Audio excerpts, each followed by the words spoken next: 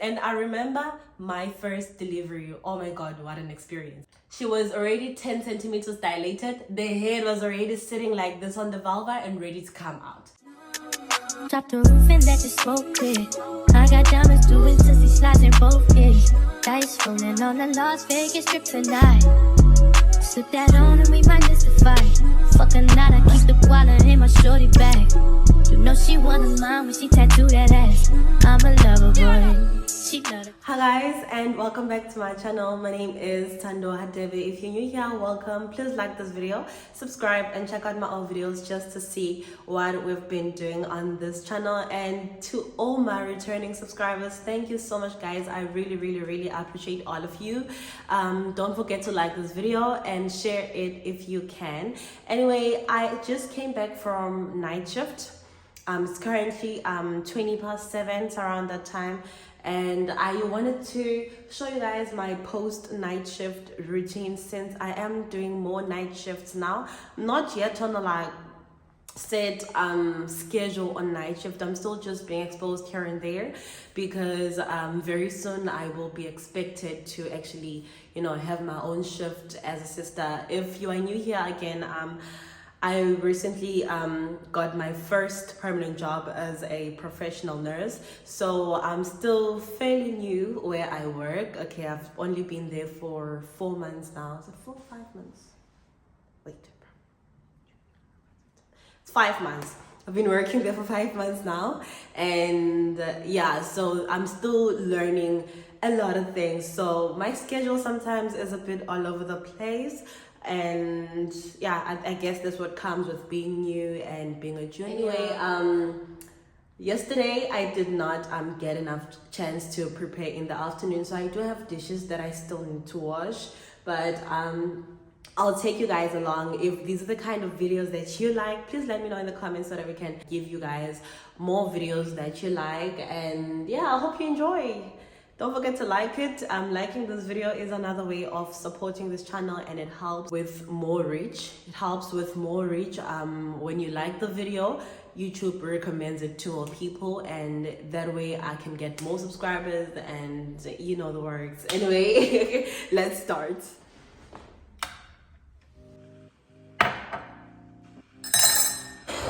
My coffee is literally finished, okay? So I need to remember to get that. Got sugar. I normally just drink black coffee, but we're not gonna do that this morning. I just want a nice cup of coffee because I'm not gonna have energy or whatever. I'm not gonna go to the gym.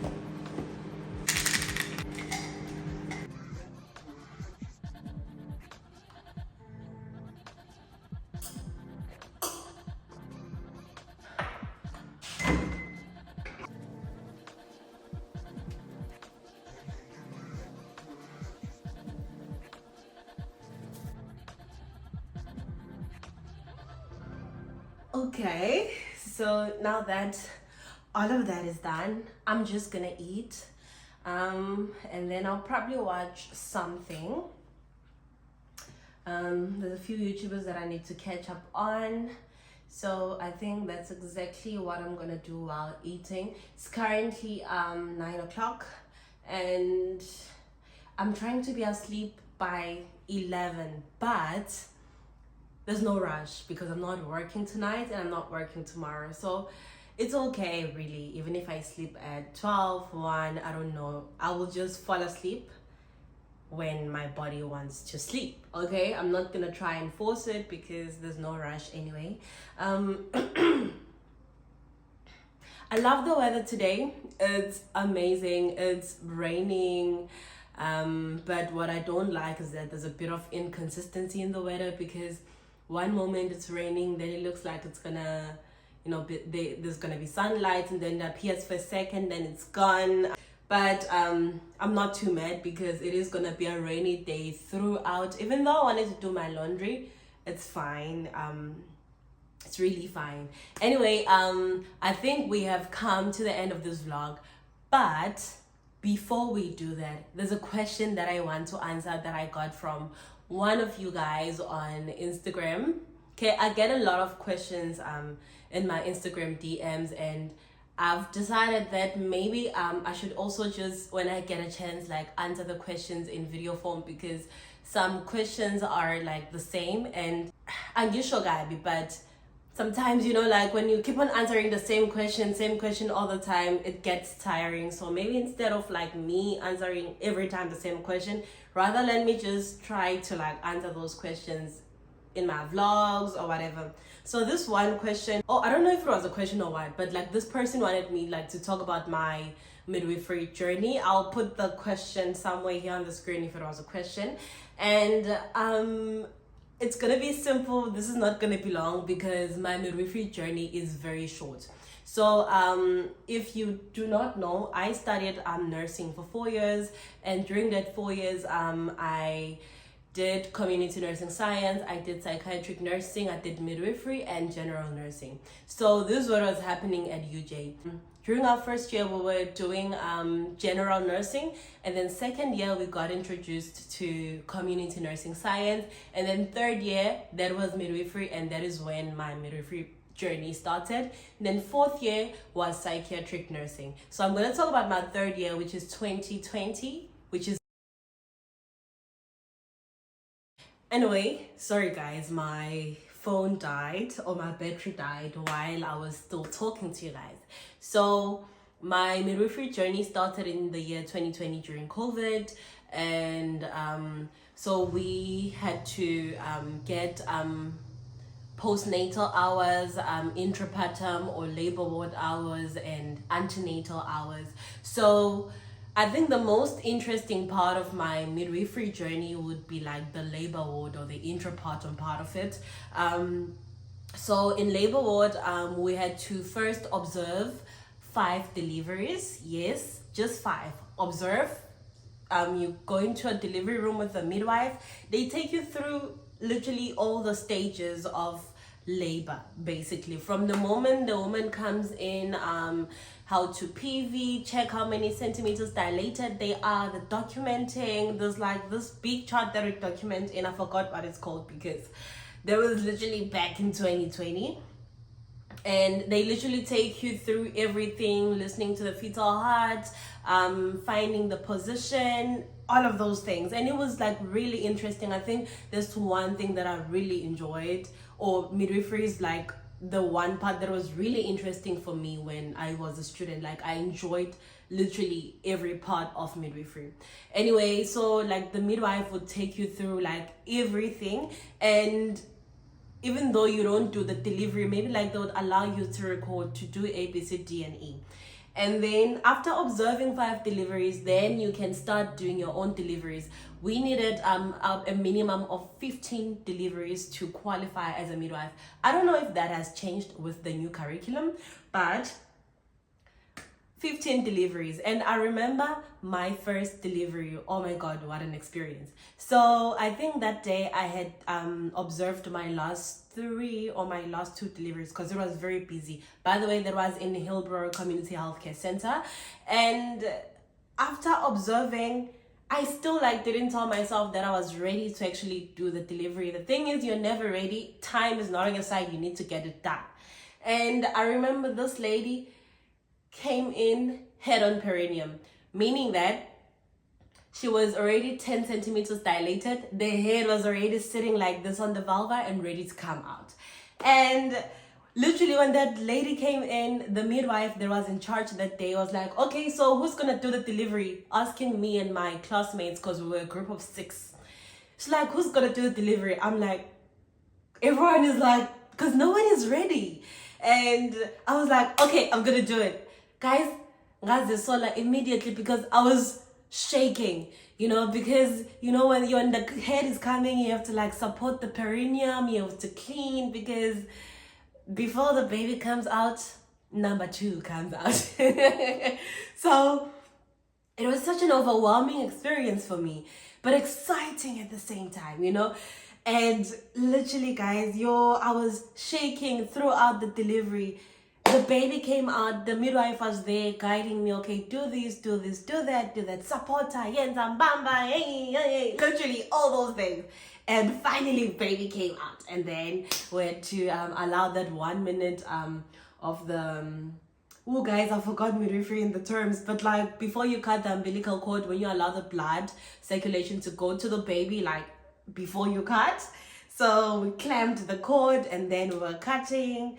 And after that, guys, I was so happy. Oh, and then there was a delivery of the placenta. I was making mistakes, obviously. It was my first delivery. And that midwife was a little bit harsh. She was literally one of the meanest.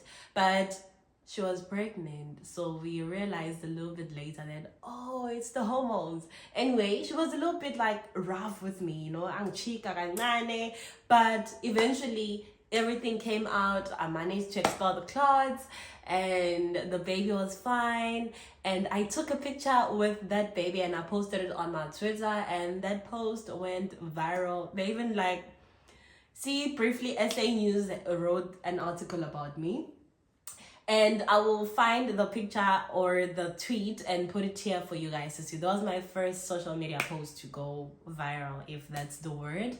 And after that, it got better, got used to it. I like that you prepared us for what was going to happen in labor wars. So even though it's overwhelming when you see it in real life, seeing a head coming out of the vagina, it's overwhelming, it's a lot. But we were prepared. They made us watch videos in class, they explained everything, and it wasn't that bad, to be honest. It just depended on who you were working with. After that, it got better, and eventually I got my 15 deliveries. Still continued with the deliveries. I think in total, I've delivered plus minus 20 babies, which is a good number. I'm proud of myself. I've brought about 20 lives to this earth, okay? And then the antenatal part of it, we did it in Hillbrow Community Healthcare Center again, and antenatal wasn't that really interesting for me because I used to struggle a lot with the position, especially when it's still early in the pregnancy, listening to the fetal heart, using that I forgot what that thing is called. I'll write the name when I when I edit, and using that thing to monitor the heart rate, it was really difficult for me.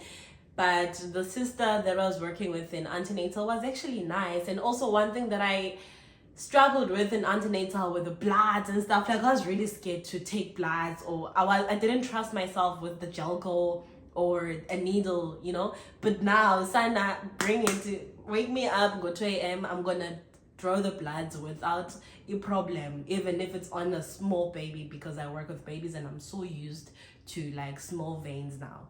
Anyway, moving on to postnatal.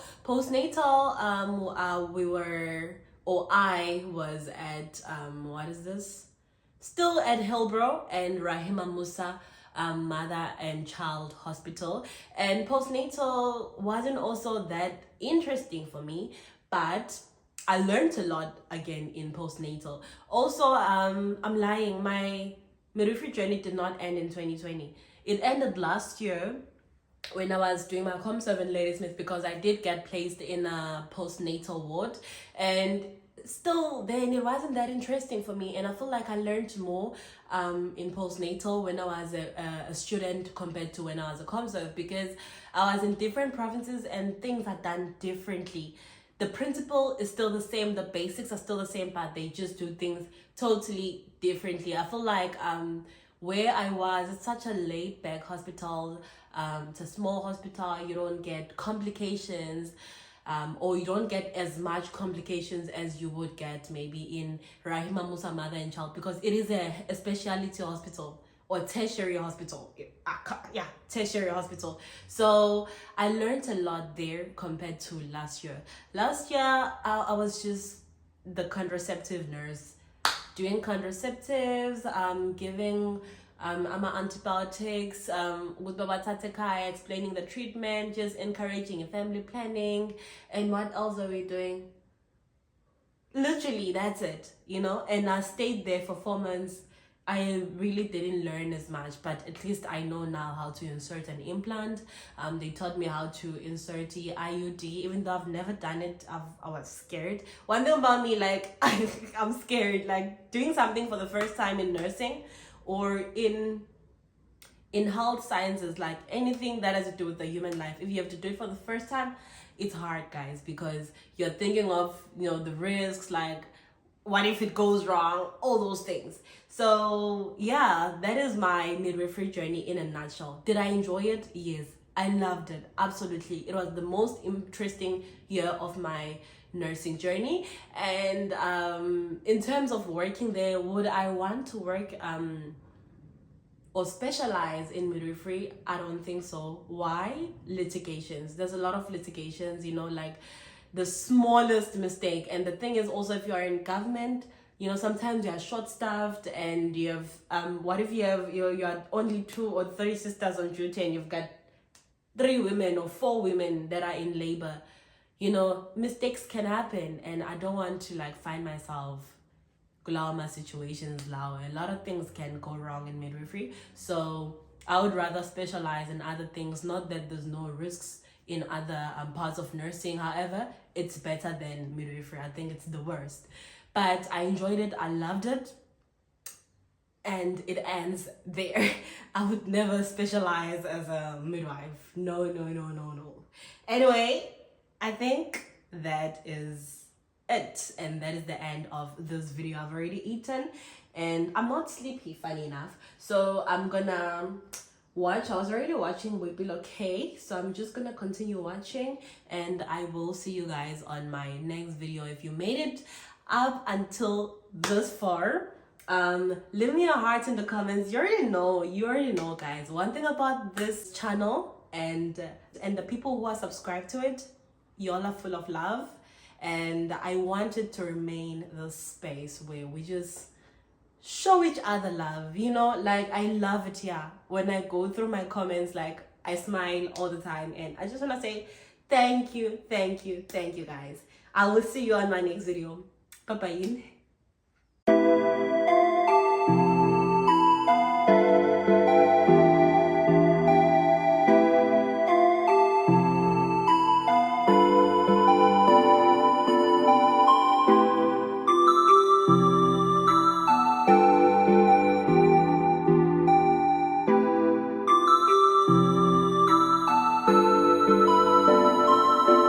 I'm upset. 50,000 on my head is disrespect. So offended that I had to double check. I'ma always take the money over set. That's why they need me out the way. What you expect? Got a lot of blood and it's cold. They keep trying to get me for my soul. Thankful for the women that I know. Can't go 50-50 with no hope. Every month I'm supposed to pay a bill to get her what she want. I still got like 7 years of doing what I want. My dad still got child support from 1991. Out of town, people love to pop a lot of shit and come around. Word of block, Shorty, seen us put it down.